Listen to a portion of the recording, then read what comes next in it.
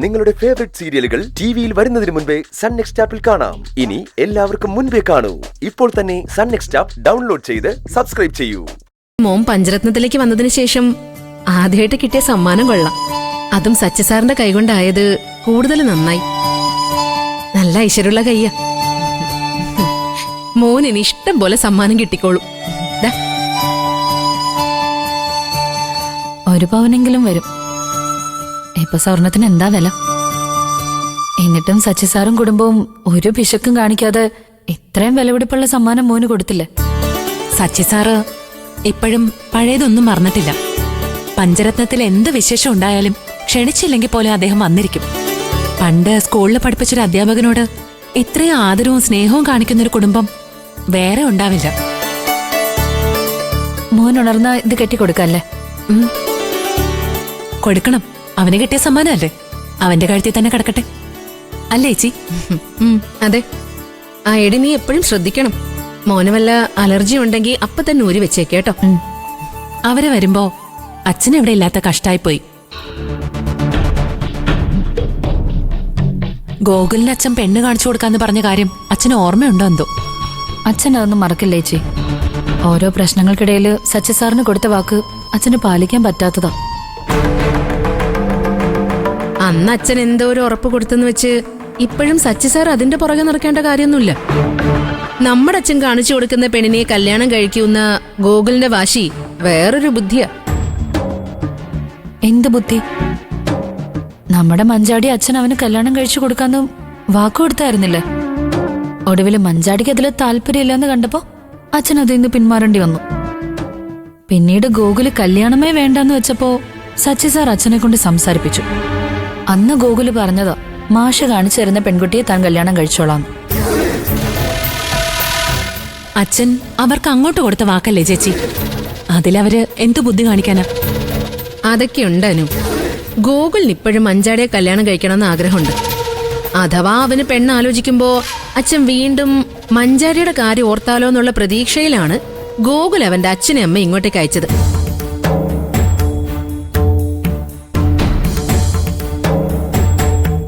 അവന്റെ ലക്ഷ്യം അത് തന്നെയാ. പക്ഷെ അച്ഛൻ ആലോചിച്ചാലും മഞ്ചാടി അതിന് സമ്മതിക്കില്ല. ജീവൻ രാജിന്റെ വിവരങ്ങളൊന്നും ഇപ്പൊ ഇല്ലല്ലോ. അവനെ മയക്കുമരുന്ന് കേസിൽ മുംബൈ പോലീസ് അന്വേഷിച്ച് നടക്കാന്നൊക്കെയല്ലേ കേട്ടത്? അവൻ ഇനിയിപ്പൊ തിരിച്ചു വന്നാലും മഞ്ചാടിയെ അവന്റെ കൂടെ വിടാൻ പറ്റില്ല. മഞ്ചാടി മനസ്സ് മാറി ഗോകുലിനെ കല്യാണം കഴിക്കാൻ തയ്യാറായെങ്കിൽ നന്നായിരുന്നു. മഞ്ചാടിയുടെ ഭാവി സുരക്ഷിതമായേനെ. വേണ്ടാനു, അവള് പഠിച്ചു വല്ല ജോലി നേടട്ടെ. ഗോകുൽ അത്ര നല്ലവനൊന്നുമല്ല. അവൻ പണ്ടെന്തായിരുന്നു എന്ന് നമുക്കെല്ലാവർക്കും അറിയാവുന്നതല്ലേ.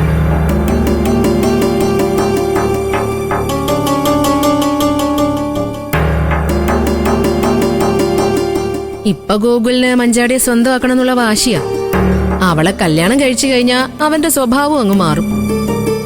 എന്റെ അഭിപ്രായം, മഞ്ചാടി ആരെയും കല്യാണം കഴിക്കാതെ സ്വതന്ത്രമായിട്ട് അങ്ങ് ജീവിക്കട്ടെ എന്നാ.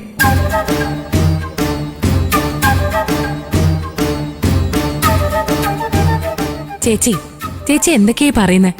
അച്ഛനുള്ള കാലം വരെ അവൾക്ക് അച്ഛന്റെ തണലുണ്ടാവും. അതിനുശേഷം മഞ്ചാടിക്ക് ഒരു കുടുംബജീവിതമൊക്കെ വേണ്ടേ? എന്തിന്? ഭർത്താവിന്റെ കൂട്ടില്ലാതെ പെണ്ണിന് ജീവിച്ചൂടെ? ഇവിടെ ഉള്ള എല്ലാ പെൺകുട്ടികളും അങ്ങനെ ജീവിച്ചു പഠിക്കണം. ഇല്ലെങ്കിലേ നമ്മുടെയൊക്കെ അവസ്ഥയായിരിക്കും അവർക്ക്. പെണ്ണ് കണ്ണിൽ എണ്ണയൊഴിച്ച് കാത്തിരിക്കുമ്പോ ഭർത്താവ് വേറെ പെണ്ണിനെ തേടിപ്പോവും. എന്തിനു വെറുതെ ഇവനൊക്കെ സഹിക്കുന്നേ?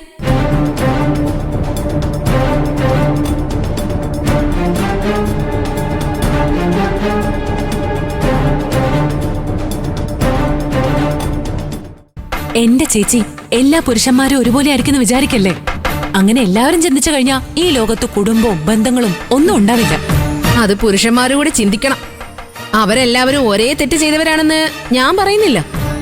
പക്ഷേ മിക്ക പുരുഷന്മാരും ഒരു തരത്തിൽ അല്ലെങ്കിൽ വേറൊരു തരത്തില് ഭാര്യമാരെ വഞ്ചിക്കുന്നവരാ. ചേച്ചി, എന്റെ ചേച്ചി, രഘുവേട്ടനൊരു അബദ്ധം പറ്റിയെന്ന് വെച്ച് ചേച്ചി ഇങ്ങനൊന്നും ചിന്തിക്കാൻ പറയുകയും ചെയ്യേണ്ട കാര്യമില്ല. ഇപ്പോഴും രഘുവേട്ടൻ ചേച്ചിയെ വഞ്ചിച്ചെന്ന് ഞങ്ങൾക്ക് അഭിപ്രായമില്ല.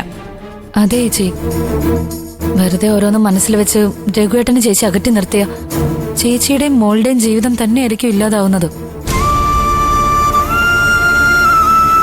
രഘുവേട്ടൻ ചേച്ചിയോട് മാപ്പ് പറഞ്ഞില്ലേ?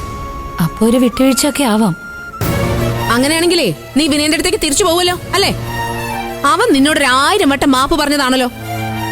ആ വിനയൻ നേർവഴിക്ക് വന്നെന്ന് തോന്നിക്കഴിഞ്ഞാ ചീരു അവന്റെ കൂടെ പോകുന്നതിനെ കുറിച്ച് ആലോചിച്ചെന്നിരിക്കും ചേച്ചി. ജീവിതമാവുമ്പോ ചിലതൊക്കെ മറക്കാനും ക്ഷമിക്കാനും ഒക്കെ പറ്റണം. ഡിവോഴ്സ് കേസിന്റെ വിധി വരേണ്ട ദിവസം ഞാനും ഇന്ദ്രേട്ടനും വീണ്ടും ഒന്നിച്ചില്ലേ? ഞങ്ങളിപ്പോ സുഖമായിട്ട് ജീവിക്കുന്നില്ലേ? സുഖമായിട്ട് ജീവിക്കുന്ന കാര്യമൊന്നും നീ എന്നോട് പറയണ്ടാനു. കണ്ണു തെറ്റിയ കക്കാൻ ഇന്ദ്രനും മോശക്കാരനൊന്നും അല്ല. നീ ഒന്നും അറിയുന്നില്ലെന്നേ ഉള്ളൂ. ഒരിക്കൽ വേലി ചാടിയവനെ വീണ്ടും വിശ്വസിക്കുന്ന നമ്മളാനു വിഡ്ഢികള്. ചേച്ചി ചേച്ചി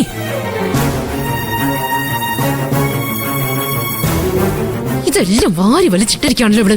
ഈ കൊച്ചിനെ ഞാൻ ചേച്ചി ചേച്ചി ചേച്ചി രഘുവേട്ടനോടുള്ള ദേഷ്യത്തിന് ചേച്ചി ഇന്ദ്രനെ കുറിച്ച് അനാവശ്യം പറയരുത്. ഞാനത് അനുവദിച്ചു തരില്ല. ശ്ശോ, എന്റെ അനു ഞാനായിട്ട് ഒരു അനാവശ്യം പറഞ്ഞിട്ടില്ല. എന്റെ കണ്ണോണ്ട് കണ്ട കാര്യം മാത്രമേ ഞാൻ പറഞ്ഞിട്ടുള്ളൂ. അമ്പിളി ചേച്ചി എന്ത് കണ്ടുന്നാ? വെറുതെ ഇല്ലാത്ത കാര്യങ്ങൾ വിളിച്ചു പറഞ്ഞു കുടുംബത്തിലെ ഉള്ള സമാധാനം കൂടെ തകർക്കല്ലേ ചേച്ചി? ഇല്ല, ഞാൻ നിർത്തി. ഒന്നും പറയണ്ടെന്ന് വെച്ചതാ ഞാൻ. പക്ഷേ നാവിന്ന് വീണുപോയി. നിങ്ങൾ അതൊന്നും ക്ഷമിച്ചേക്ക്. ചേച്ചി അങ്ങനെ ക്ഷമിക്കാൻ പറ്റില്ല. ഏതായാലും ഒരു സൂചന തന്നില്ലേ, ഇനി അത് മുഴുവൻ പറഞ്ഞേ പറ്റുള്ളൂ. ഇന്ദ്രേട്ടൻ എന്ത് തെറ്റ് ചെയ്തെന്നാ ചേച്ചി പറയുന്നത്? അത് തുറന്നു പറയാതെ ചേച്ചി ഞാൻ വിടില്ല. വേണ്ട അനു, അത് വിട്ടേക്ക്. അതാ എല്ലാവർക്കും നല്ലത്. ചേച്ചി അതെ ചേച്ചി, ഈ അമ്പിളി ചേച്ചി എന്ത് കണ്ടാലും അത് പൊലിപ്പിച്ച് പറയുന്ന കൂട്ടത്തില. ചേച്ചി അധികാരി പിടിക്കണ്ട. ഇല്ല ചീരു, അത് എന്റെ മനസ്സിൽ പിന്നീട് ഒരു കരടാവും. അതിൽ വ്യക്തത വരാതെ എനിക്കൊരു സമാധാനവും കിട്ടില്ല. ചേച്ചി ചേച്ചി പറയുന്നോ അതോ ഞാൻ ഇവിടുന്ന് ഇറങ്ങിപ്പോയി ഇന്ദ്രേട്ടനോട് തന്നെ ചോദിക്കണോ? അവനോട് ചോദിച്ചാ അവൻ സമ്മതിക്കൊന്നുമില്ലല്ലോ. ഞാൻ കണ്ട കാര്യം ഇന്ദ്രൻ അറിയില്ല. പിന്നെ തെളിവൊന്നുമില്ലാത്ത കാര്യമായതുകൊണ്ട് ആരോടും പറയണ്ടെന്നാ കുഞ്ഞമ്മ പറഞ്ഞത്. ശ്ശോ, വായിന്ന് വീണത് അബദ്ധമായി പോയല്ലോ ഈശ്വര. ചേച്ചി ഒരബദ്ധവും ഇല്ല. ചേച്ചി കണ്ട കാര്യം മാത്രം എന്നോട് പറഞ്ഞാ മതി. ഞാൻ തെളിവൊന്നും ചോദിക്കില്ല. എനിക്ക് എന്റെ ചേച്ചിയെ വിശ്വാസമാ.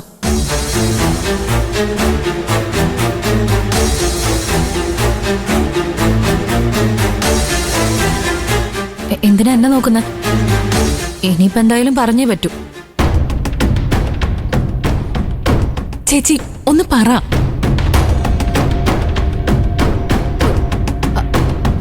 അന്ന് അനു നമ്മൾ ഇങ്ങോട്ട് വരുന്ന ദിവസം രാവിലെ ഞാൻ ലച്ചുമോളെയും കൊണ്ട് അവിടുത്തെ അമ്പലത്തിൽ പോയിരുന്നു.